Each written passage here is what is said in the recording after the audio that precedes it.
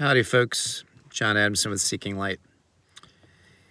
In my old Volvo, that at one point was just on the side of the road, forgotten. It didn't look like much.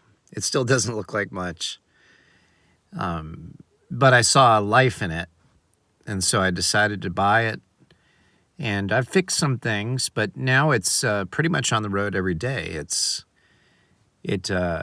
Again, it doesn't look like much, but it still runs and has new life. And that's a kind of poor analogy for the Resurrection Day, or the day that we celebrate each year as Christians concerning the resurrection of our Lord Jesus Christ. Because God finds us broken down with sin, and then he raises us to new life. But unlike this car, which still bears quite a few marks of the life it lived that got it to this point where it looks kind of beat up, but still running, in God's sight, through Christ, through his blood, through his death on the cross, he cleanses us from all unrighteousness.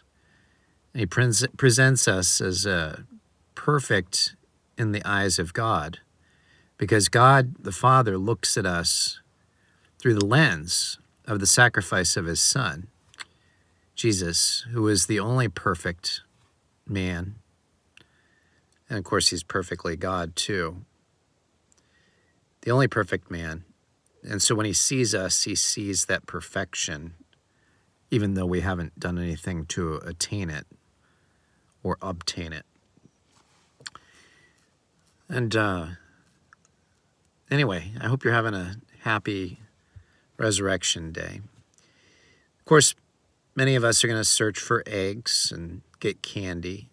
We do that too, but our main focus is on what this is truly a celebration about. It's not about spring.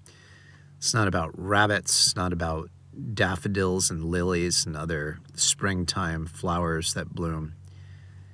But it's about the resurrection and new life that comes through Christ. And because of his death and resurrection, we are given the right to be called sons and daughters of the living God. What a powerful testimony. Anyway, I hope you're doing well on this Resurrection Sunday. I'm heading back home after practicing my lines for a play I'll be in soon with my kids. Take care. God bless.